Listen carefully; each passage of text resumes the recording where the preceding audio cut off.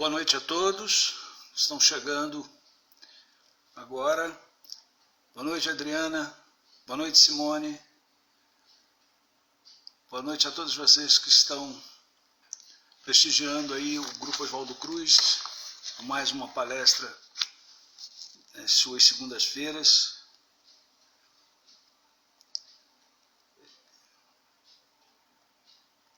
Eu vou fazer a leitura de uma página do livro Pão Nosso, psicografia de Francisco Cândido Xavier, texto de Emmanuel.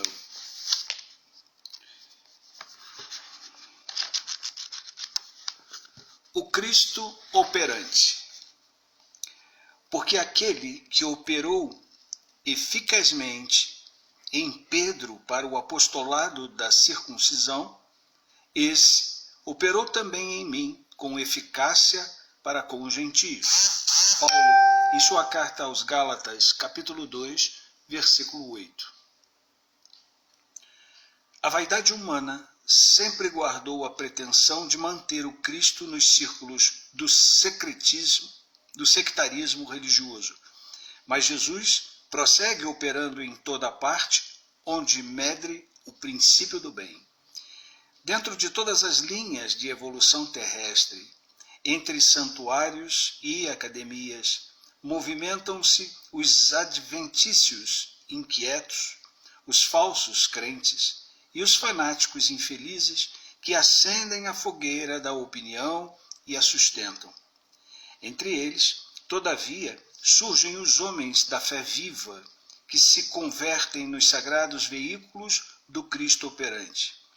Simão Pedro centralizou todos os trabalhos do Evangelho nascente, reajustando aspirações do povo escolhido.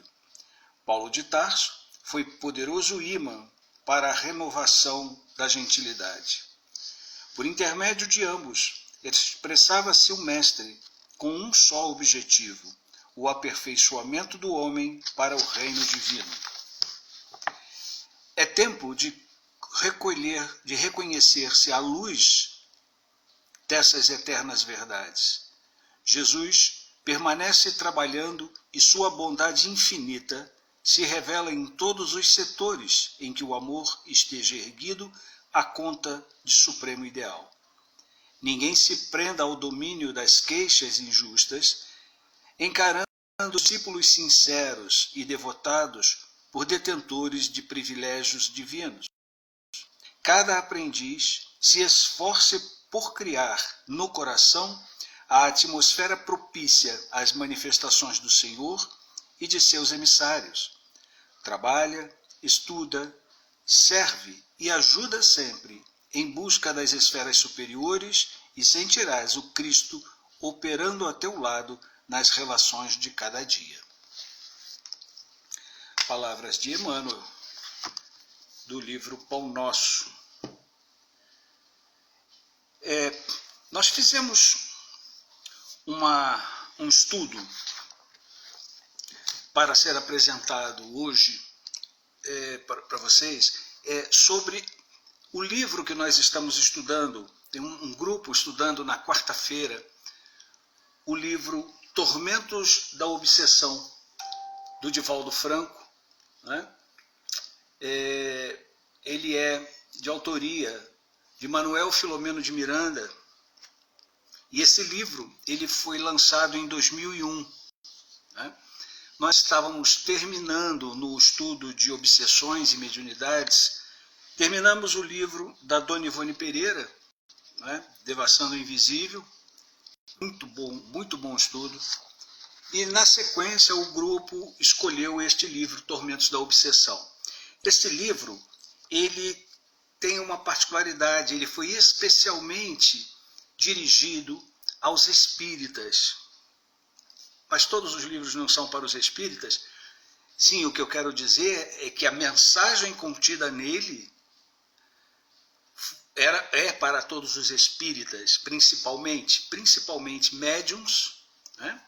E portadores de algum tipo de mediunidade que, embora não seja ostensiva, promove esta possibilidade de intercâmbio de alguma forma, seja através de intuição, seja através de alguma sugestão que seja dada. Mas o fato é que, ao responder a essa intuição, responder a essa sugestão, nós estamos estabelecendo um contato com a esfera espiritual que muitas vezes está ao nosso redor por força de sintonia, né? Então esse livro, Tormentos da Obsessão, ele ambienta uma visita do Manuel Filomeno de Miranda, que durou um mês, a um hospital. Esse hospital, chamado Hospital Esperança, que alguns consideram como Colônia Esperança. Na verdade, a gente tem notícia aí de que existem dezenas de colônias, né? Pelo menos existem umas 25 que estão catalogadas, né? Cada uma destinada a um propósito específico, isto apenas sobre o território. Eu não gosto de usar a expressão localizado, porque eu tenho dificuldade em entender esta relação de localização, sabe? Parece que quando a gente diz assim, fica sobre São Paulo, então parece que a colônia ela está situada ali em cima, como se fosse uma cidade ou um vilarejo que foi montado na esfera espiritual exatamente sobre São Paulo. E não é exatamente assim.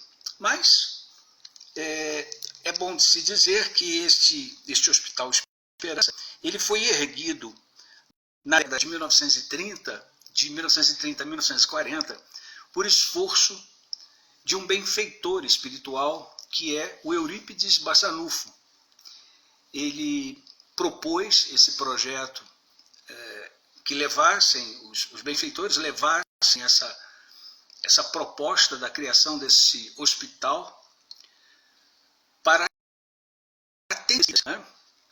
E Jesus assinalou que seria possível, seria positivo, que ele tomasse as providências, e ele aí, dentro do que foi necessário, ele se apoiou muito no espírito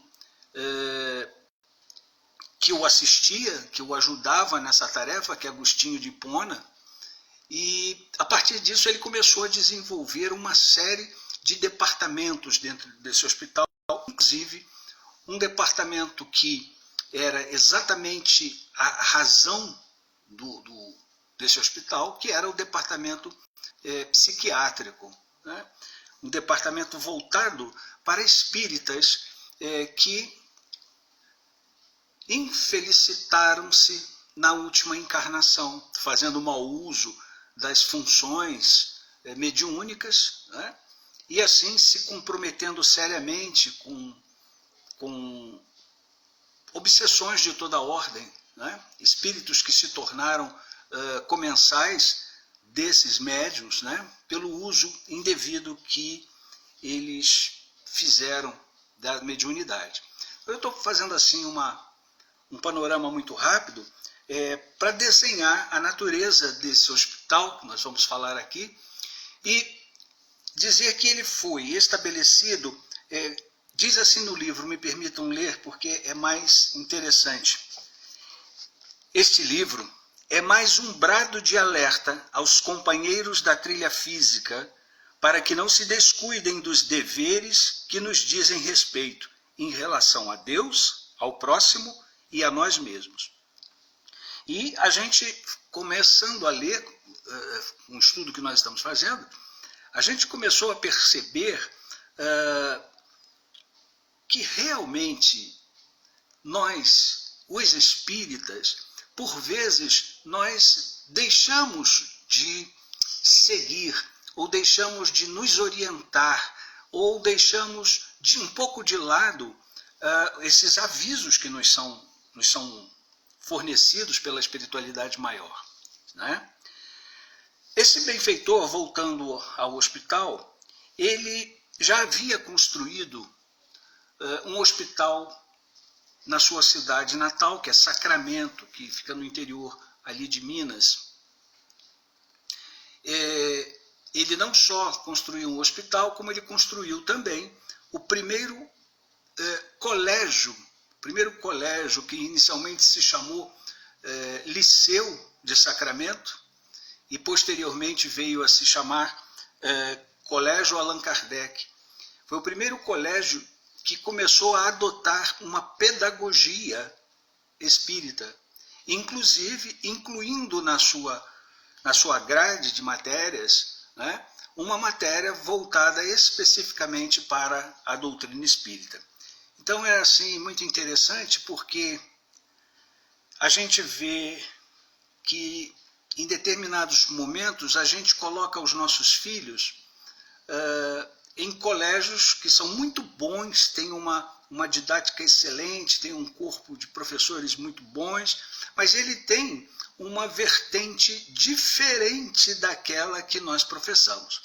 E aí, inevitavelmente, começam a haver os conflitos, começam a haver as divergências, né?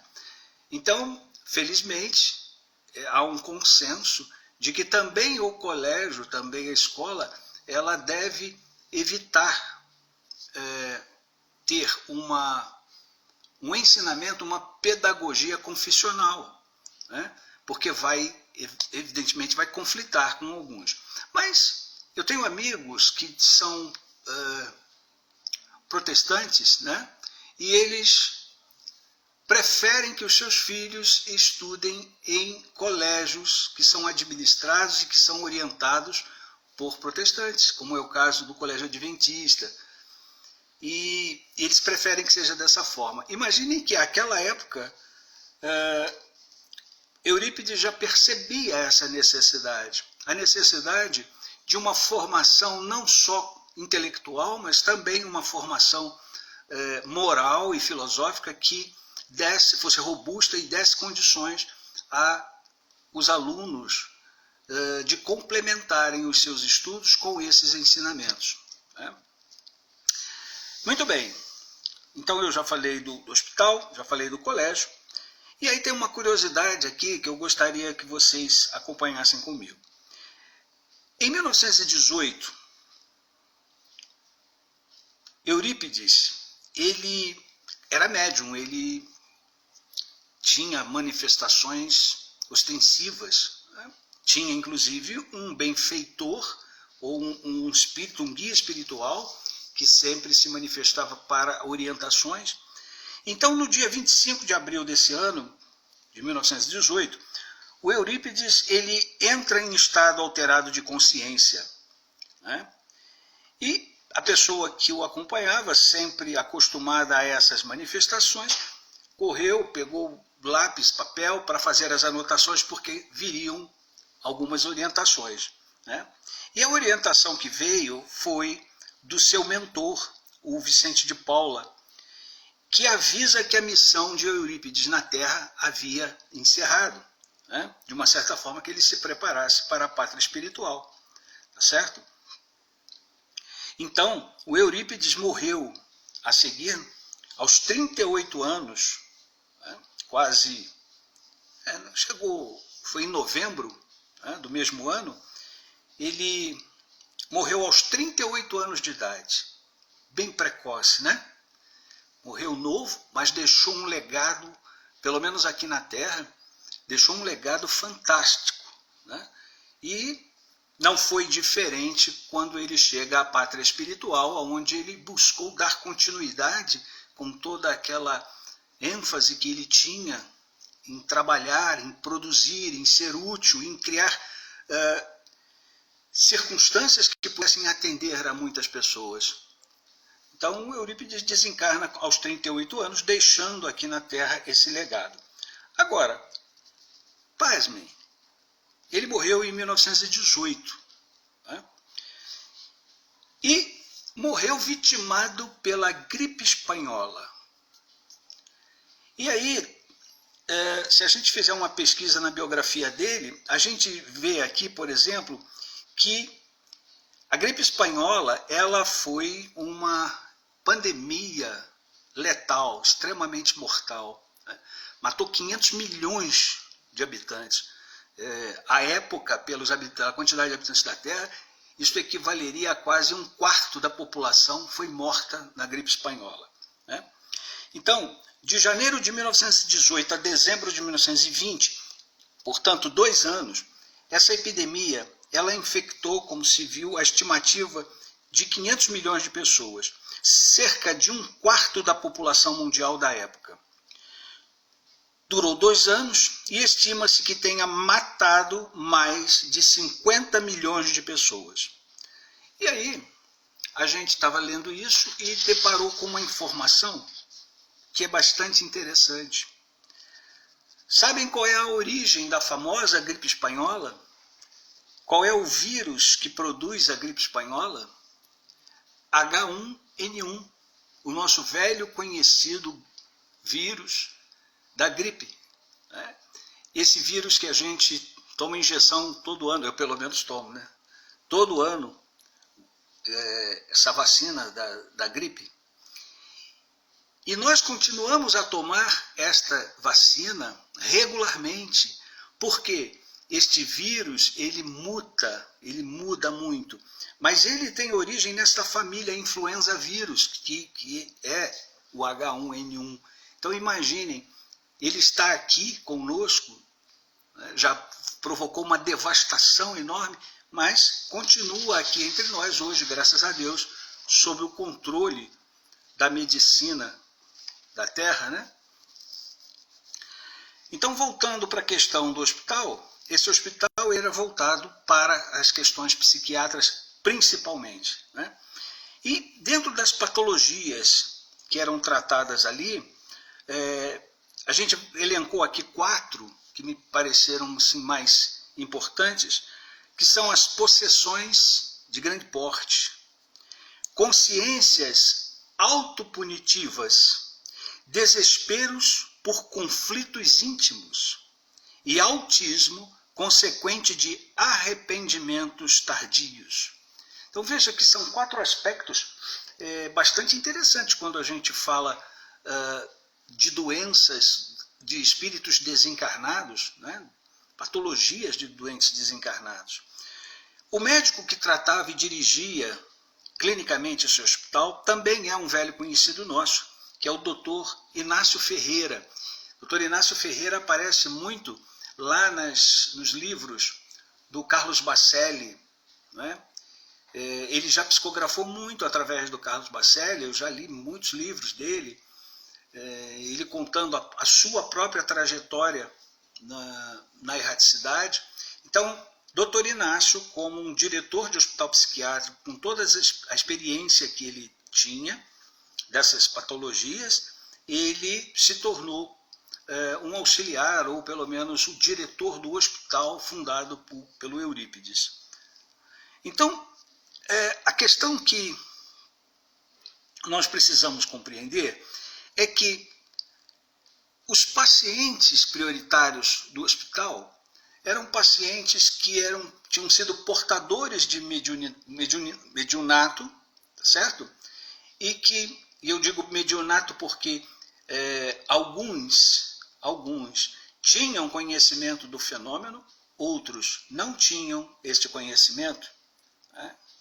Mediunato é o fenômeno bruto, não há nenhuma percepção do intercâmbio, tá certo? Entre os dois planos. E por falar em intercâmbio, é bom que se diga, nós espíritas somos bastante objeto desse esclarecimento ou dessa advertência, porque nós somos os únicos que estudam e que praticam a comunicabilidade com o mundo espiritual, né? Outros segmentos cristãos, embora tenham uma prática de manifestações, não consideram isso como uma prática mediúnica, nem mesmo, ou muito menos, que seja uma comunicação com espíritos desencarnados. Para eles, essas manifestações que ocorrem é a presença do Espírito Santo que se manifesta, né, que incorpora nas pessoas para deixar alguma mensagem ou para dizer alguma coisa. Bem, o que ele diz lá ou o que nós dizemos aqui não faz a menor diferença. A questão é que nós somos aqueles que receberam os ensinamentos através da doutrina espírita, aonde constam, né, classificações, descrições, orientações a respeito deste fenômeno chamado mediúnico. Mediunidade, inclusive, é uma expressão criada por Kardec, portanto, ela faz parte do espiritismo. Né? Algumas pessoas falam que não existe espiritismo na Bíblia. Realmente não existe, porque o espiritismo foi criado por Kardec. Não é? O espiritismo, a palavra espiritismo foi criada por Kardec. Agora, os fenômenos deles decorrentes estão presentes, sim, na Bíblia de diversas maneiras, inclusive a própria mediunidade, que foi um termo interessante que Kardec encontra exatamente para definir aquele que está no meio de dois mundos, né? Aquele que se encontra entre dois mundos e, através disso, faz a comunicação entre os dois. Então, seria o medianeiro ou o médium, como nós conhecemos. Então, nós somos, sim, aqueles a quem serve muito essa advertência. Né? Principalmente, volto a insistir, os médiuns. Porque esses pacientes que estão sendo tratados ali, vejam que as patologias envolvem muito consciência autopunitiva, autismo de arrependimentos tardios, né? Conflitos íntimos. Veja que tudo isto é decorrente da consciência do descumprido e mal baratado. Né? Eu costumo sempre dizer que mediunidade ela é uma bênção, porque é alavanca de progresso e é, ao mesmo tempo, uma oportunidade de serviço ao próximo, desde que ela seja com esta dignidade, seja tratado com esse conhecimento, com esse respeito, porque ela é uma bênção. Ninguém diz que é uma bênção divina. Né? O que a gente faz? A gente trata com muita deferência, com muito respeito, né? Com muita deferência àquilo que nos é dado por graça divina. E a mediunidade é isso, ela nos proporciona, ela está longe de ser um castigo. Aliás, não existe castigo, né? Tudo que existe são consequências, e não é diferente aqui. A mediunidade ela é um dispositivo como outro que é dado pela espiritualidade ou pela divina providência para que a gente acelere o nosso processo de conhecimento das leis divinas, do perfeito entendimento das leis divinas. E eu digo por experiência própria, nenhuma escola sobre a miserabilidade humana, e eu digo da natureza humana, não me refiro à pobreza material, sobre a miserabilidade humana, sobre tudo aquilo que afeta profundamente o ser humano, tem por melhor escola a mesa mediúnica. Ali é que a gente vê aportar espíritos em graus de perturbação altíssimos, sabe? Em processos de decomposição da própria personalidade, a ponto de não saberem mais quem são. Eles criam uma ideia de perseguição contra uma sua vítima, que na verdade não vem a ser uma vítima, né? Isso é uma força de expressão, e ele só enxerga aquilo. E ao só enxergar aquilo, ele deixa de enxergar o resto, ou seja, a si próprio, a si mesmo, né? Então, a mesa mediúnica ela é uma escola abençoada. Aprendi muito e acho que todo médium que passa pela mesa mediúnica tem uma rica experiência com relação ao que acontece com espíritos de qualquer vertente, falidos na sua trajetória de elevação. Malbaratam todos os recursos que são dados, e confundem com a vida material os valores espirituais. Por exemplo, ser rico ou ser pobre. Ser rico ou ser pobre são recursos que a espiritualidade, que a divina providência nos oferecem. A experiência na escassez e a experiência na abundância. São recursos igualmente valiosos.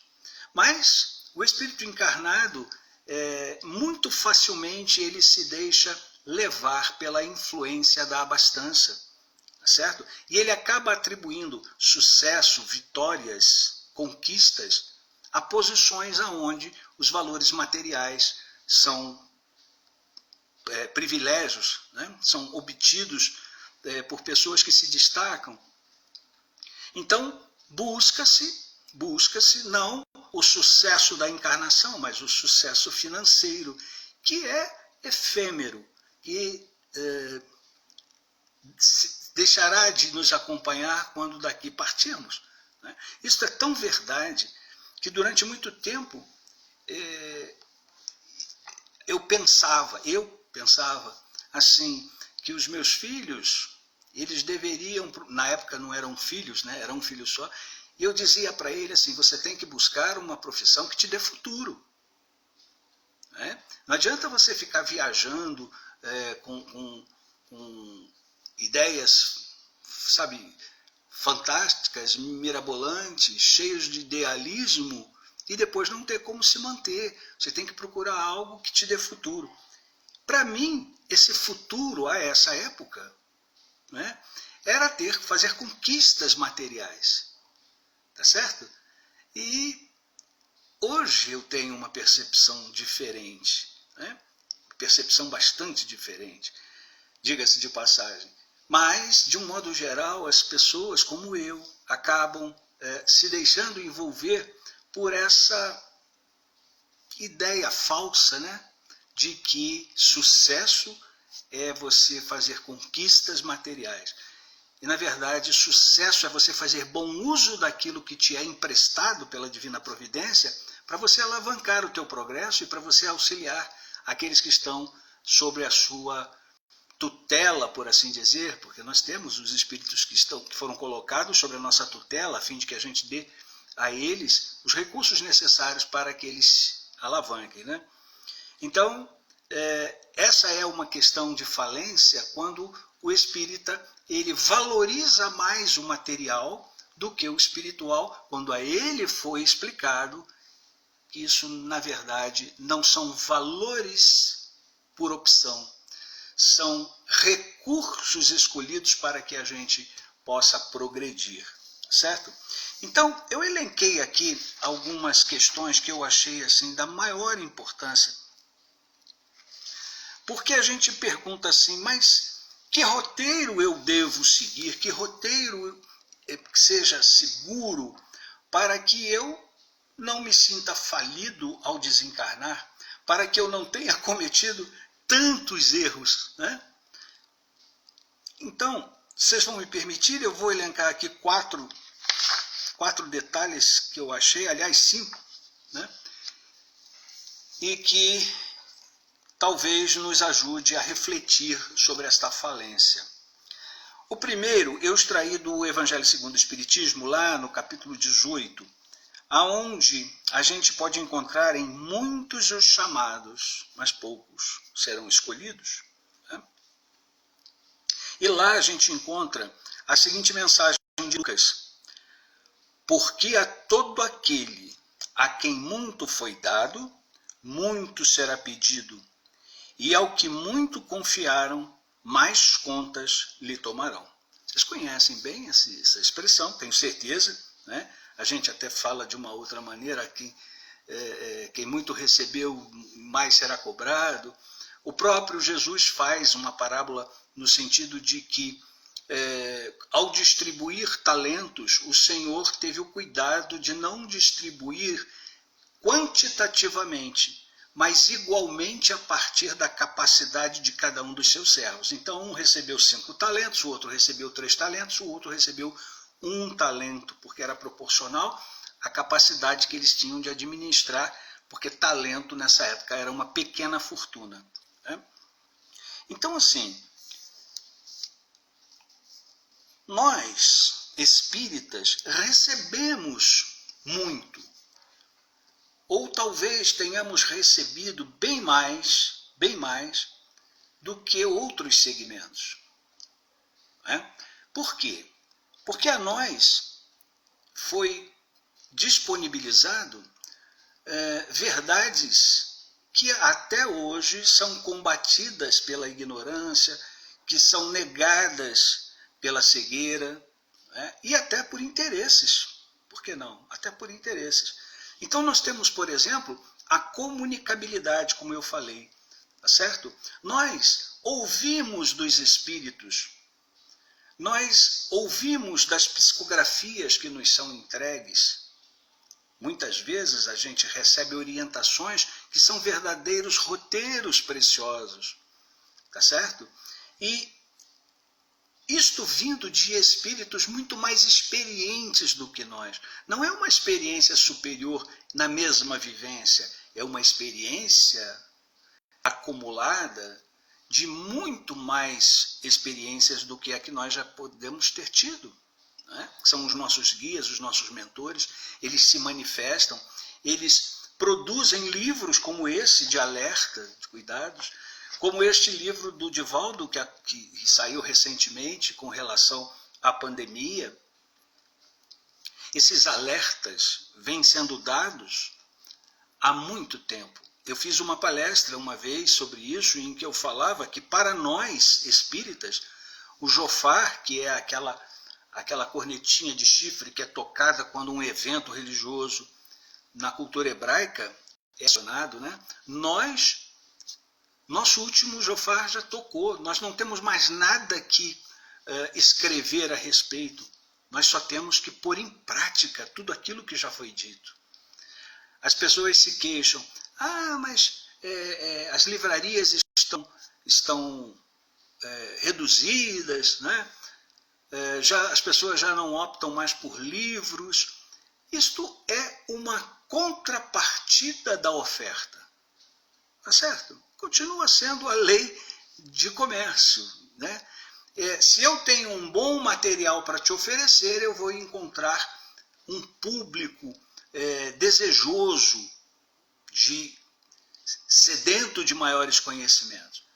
Pois bem, nós temos um repositório fantástico que ainda não foi assimilado. Fantástico. Eu vou dizer, por exemplo, que o mais antigo deles sequer se tornou obra comum, que é o Evangelho. Eu não me refiro ao Evangelho segundo o Espiritismo, eu me refiro ao Evangelho, aos 4 Evangelhos. Até hoje, muito poucos conhecem o Evangelho, apenas aqueles que são profitentes das religiões.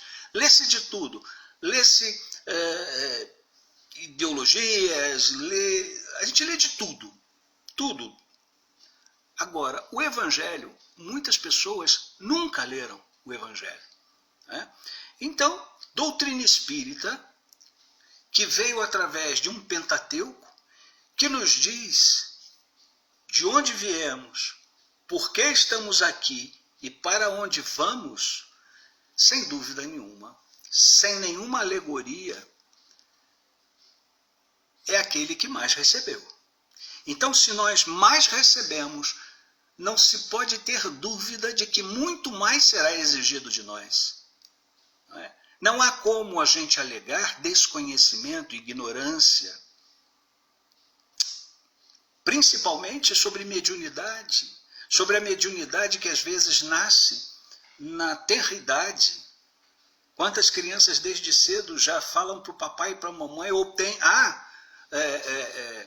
episódios de explosões da mediunidade, quando ele vê um antepassado, ele conversa com amiguinhos, ou ele fala para os pais de coisas que aconteceram no passado. É de se imaginar que isto não deixa margem à dúvida para que a gente respeite e dê credibilidade às informações que vêm do plano espiritual. Porque isto acontece conosco, dentro da nossa casa, tá certo? Então, esse é o primeiro item que eu gostaria de dizer. mais será cobrado aquele que mais recebeu. Então nós recebemos muito. Espíritas têm uma responsabilidade fantástica.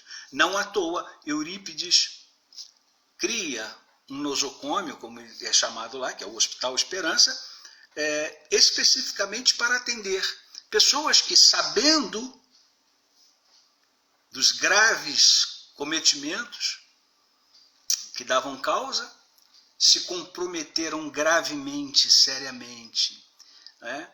E ele, uma alma generosa, solicita a Jesus, uma alma mais generosa ainda, para não deixá-los desvalidos na própria sorte, porque eles ficariam jogados à própria sorte, porque foi escolha deles. Quantos passam séculos perdidos nas trevas da ignorância, sem a menor possibilidade de retomar a lucidez, porque se perderam, se fizeram conluios com outros perdidos, né? E assim se mantém anos e anos e anos a fio.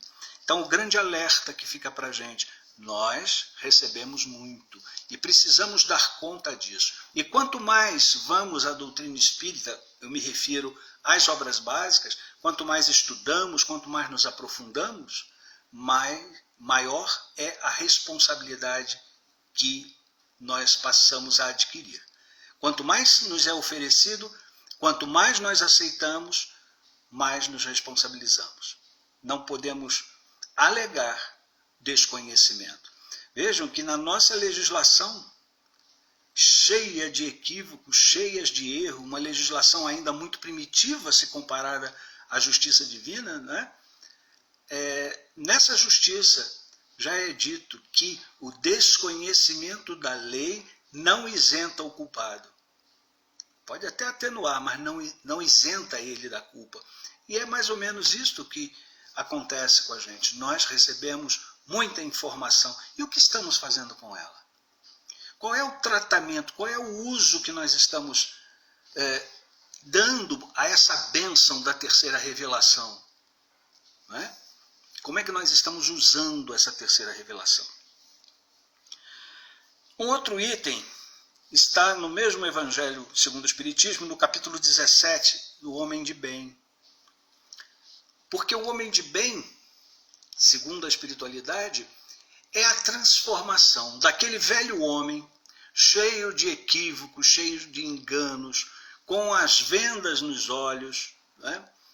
E ele vai se despindo desse homem velho, através da tomada de consciência e de responsabilidades, né, para com as leis divinas, e aí ele vai despindo esse homem velho e vai se tornando no homem novo, o homem de bem.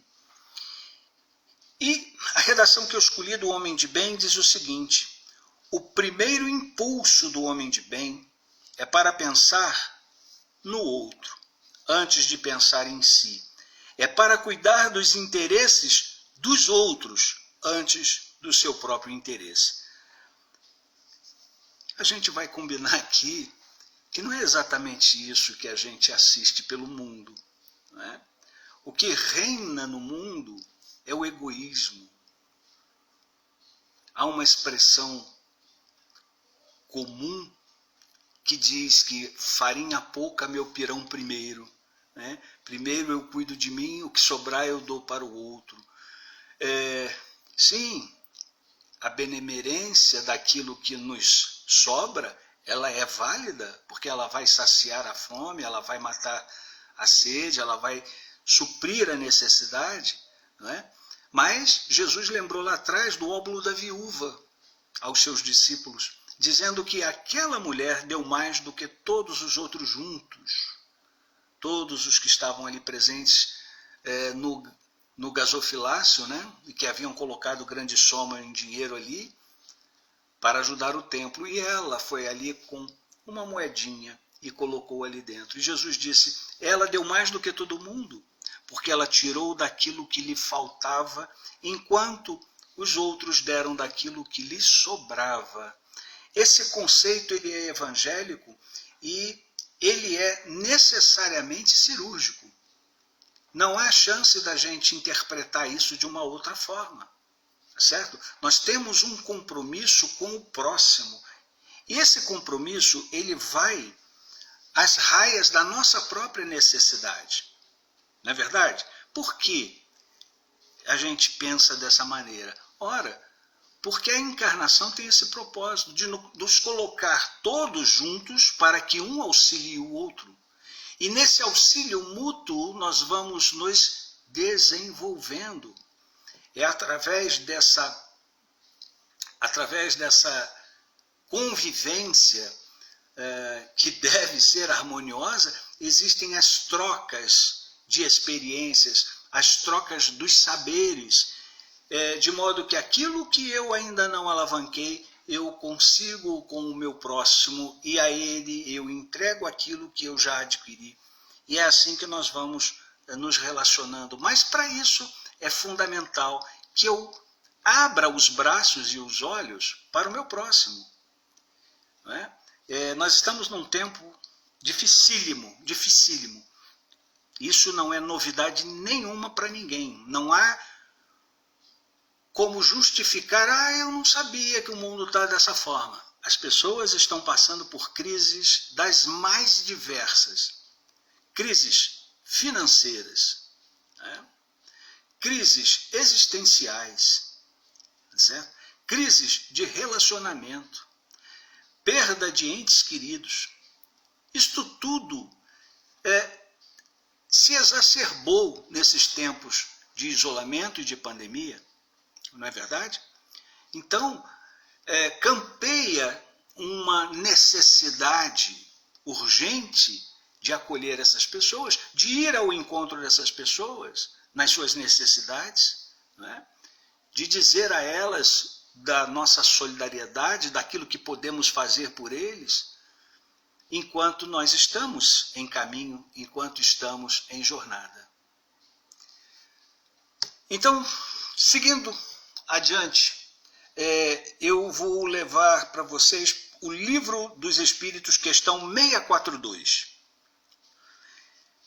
A pergunta que Kardec faz: para agradar a Deus e assegurar a sua posição futura, bastará que o homem não pratique o mal? Será que basta que eu não faça o mal e eu estarei salvo, por assim dizer? Foi a pergunta que Kardec diz, e a resposta que vem para ele é não. Cumpre-lhe fazer o bem no limite das suas forças, porquanto responderá por todo o mal que haja resultado de não haver praticado o bem. Então veja como a responsabilidade sobre o espírita pesa mais na medida em que ele tem contato através da doutrina com esta realidade. Não é? A espiritualidade diz que ele precisa não só deixar de fazer o mal, ele precisa também fazer o bem. Tá certo? Então, a posição confortável que negligencia o sofrimento à volta não cabe para nós. Não é? Não poderemos, ao desencarnar, e as pessoas falam, eu acho assim interessante, que muita gente fala, quando desencarnar eu quero ir para nosso lar, porque nosso lar virou uma referência de paraíso. Na verdade, ela é uma colônia de refazimento, não é? As pessoas vão para lá exatamente para poder se recuperar, para reencarnar novamente, e ela fica exatamente no umbral, no meio do umbral. Eu, ao desencarnar, eu não quero ser presunçoso, mas eu queria ir para um lugarzinho melhor, né? Que não ficasse pelo menos dentro do umbral, com muros de proteção, com malhas magnéticas de proteção.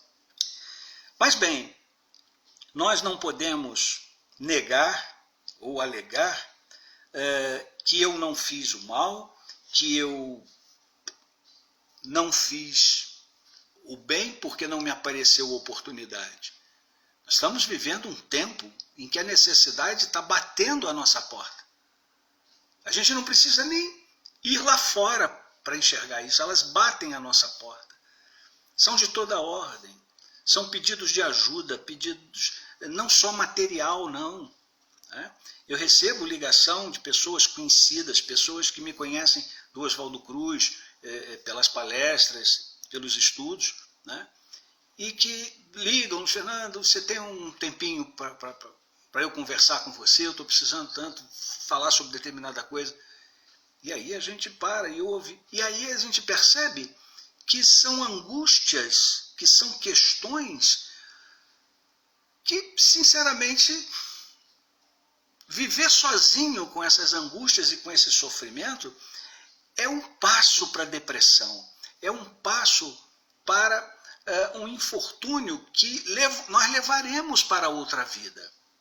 Sabe? Isso aqui, desespero por conflitos íntimos, desespero.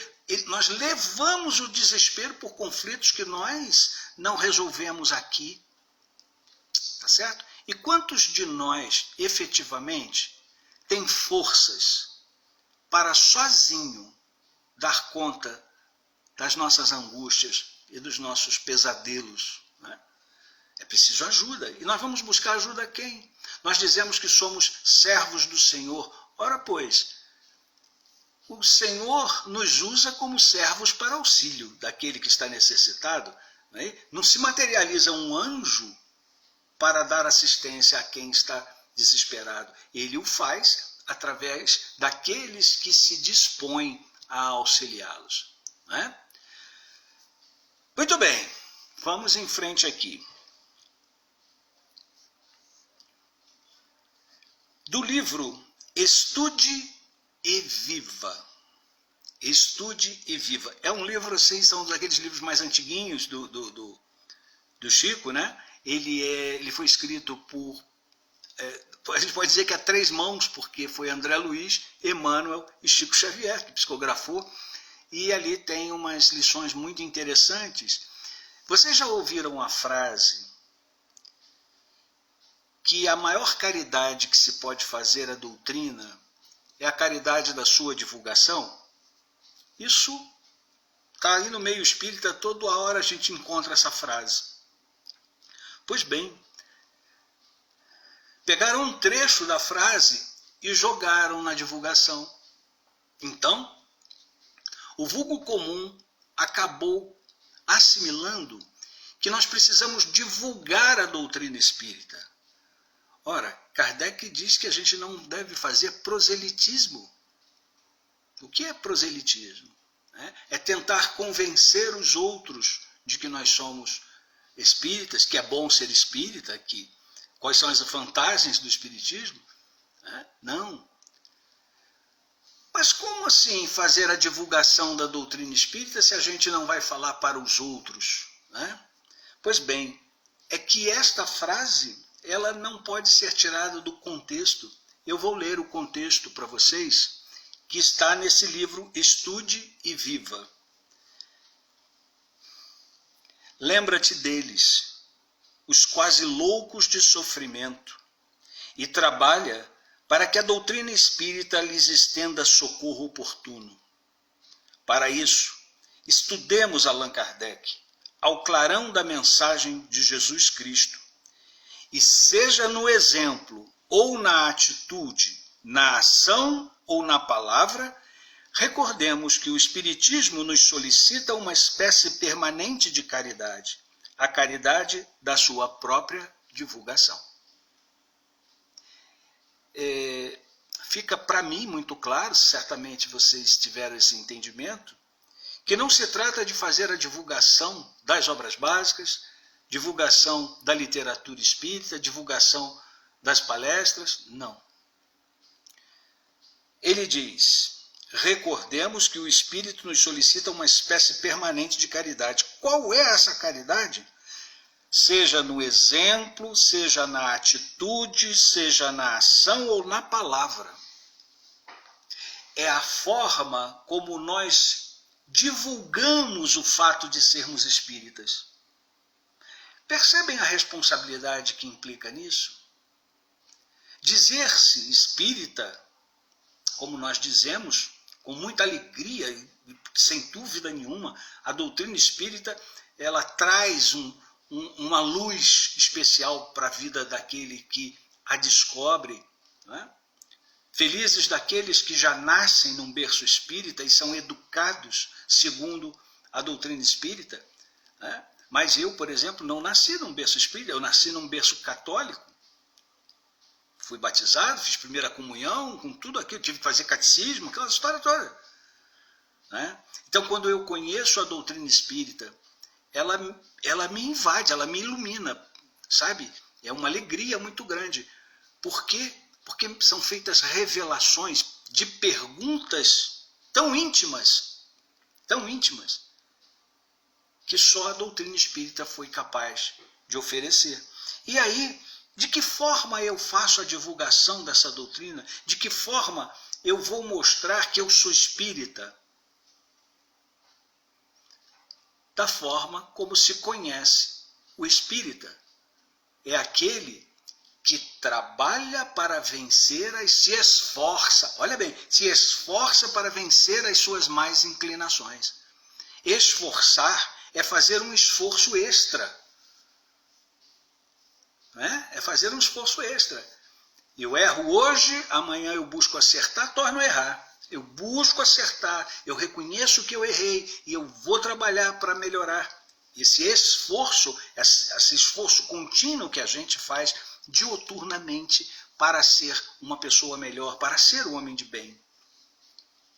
É através desse esforço, através dessa modificação que ocorre a partir da lida com a doutrina espírita, é que as pessoas percebem o que é o espiritismo.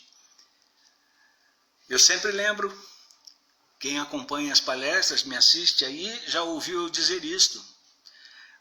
No Grupo Espírita Oswaldo Cruz, numa sala, tem lá uma plaquinha dizendo: cuidado com as suas atitudes. Se não são essas as palavras, o sentido é esse: cuidado com as suas atitudes, porque você pode ser o único evangelho que o teu filho vai ler, ou que o teu irmão vai ler. Porque é através do nosso comportamento, é através da forma como nós demonstramos a grandeza da doutrina espírita. Não é? É dessa forma que as pessoas vão entender o que é o espiritismo, vão entender quem somos como espírita. Não é? Somos também os trabalhadores da última hora, e na missão dos espíritas é feita uma pergunta: se entre os chamados para o espiritismo muitos se transviaram, como é o caso daqueles que estão lá no Hospital Esperança, né, no mundo espiritual, quais os sinais pelos quais reconheceremos os que se acham no bom caminho? Isto é roteiro. Mais a gente recebe. E a resposta é: reconhecê-los-eis pelos princípios da verdadeira caridade que eles ensinarão e praticarão. Reconhecê-los-eis pelo número de aflitos a que levem consolo. Reconhecê-los-eis pelo seu amor ao próximo, pela sua abnegação, pelo seu desinteresse pessoal. Lembram lá atrás? A gente falava que o homem de bem coloca o interesse do seu próximo à frente do seu. Reconhecê-lo-eis pelo seu amor ao próximo e pela sua abnegação e pelo seu desinteresse pessoal. E por fim, pelo triunfo de seus princípios, porque Deus quer o triunfo de sua lei. Os que seguem sua lei, esses são os escolhidos, e ele lhes dará a vitória. Mas ele destruirá aqueles que falseiam o espírito dessa lei e fazem dela degrau para contentar sua vaidade e a sua ambição. O castigo que Deus dá é aquela loucura que é tratada ainda pela misericórdia, não é? De espíritos abnegados, como o Dr. Inácio Ferreira, né? Como o Eurípides, porque esses espíritos que lá estão séria e gravemente perdidos. Séria e gravemente perdidos, porque faliram exatamente nesses pontos que estão colocados aqui, não é? Que são os pontos de chamamento, são os pontos que confirmam o cumprimento da principal lei de Deus. É a lei de amor, de justiça e de caridade. Não é? E ainda das 3 virtudes, Paulo ainda diz que a mais excelente é a caridade. Não é? Caridade ao ponto de eu esconder as minhas lágrimas para secar as lágrimas do próximo. Então, meus queridos irmãos de Oswaldo Cruz, nós estamos num tempo que está se esvaindo, um tempo que está cada vez mais curto, certo? Nós ouvimos por toda parte o clamor dessa mudança. Não se consegue mais conviver com a injustiça, não se consegue mais conviver com a indiferença pelo próximo. As pessoas estão indignadas, seja no campo da política, seja no campo dos relacionamentos pessoais, não cabe mais, não se aceita mais. Por quê?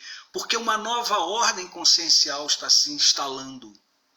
E quanto mais ela se instala, menor fica o tempo da separação do joio do trigo.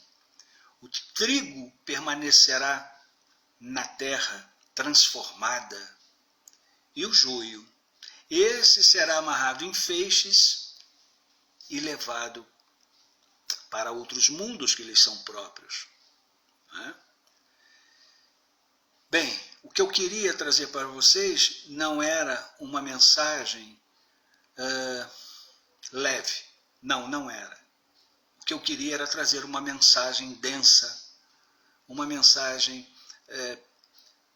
séria, como sério é o nosso momento, certo? Nós estamos num momento muito sério, muito sério. Eu estava vendo o noticiário e estava vendo aqui, até num jornal que eu tinha pego, já se fala na 3ª dose da vacina. Né? 3ª dose, porque 2 estão vendo que não dá certo. Descobri que o influenza é que causou a gripe espanhola e todo ano nós tomamos vacina. Meus irmãos, esse estado de coisas que está aí não vai passar. Sabe? Nós não vamos acordar um dia e ler no jornal que o vírus fez as suas malas e foi embora muito aborrecido com a gente. Não vai acontecer. Esse estado de coisas tende a perdurar durante ainda muito tempo. Então, muita gente vai morrer, muito sofrimento ainda vai fazer as pessoas chorarem, se angustiarem, se lamentarem, mas aqueles que são chamados a socorrer, aqueles que são chamados a envolver esse sofrimento, somos nós. Somos nós. Porque nós muito mais recebemos do que qualquer outro. Tá bom?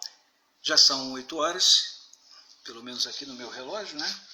Então eu quero agradecer vocês por estarem aqui comigo, tá certo?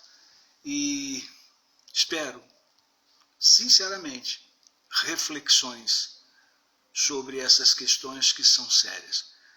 Não é hora da gente colocar as opiniões, colocar o eu na frente. Está na hora de nós avaliarmos muito bem por que fomos chamados, por que estamos na doutrina espírita. Tá bom? Um beijo para vocês, fiquem todos com Deus, tenham uma boa semana.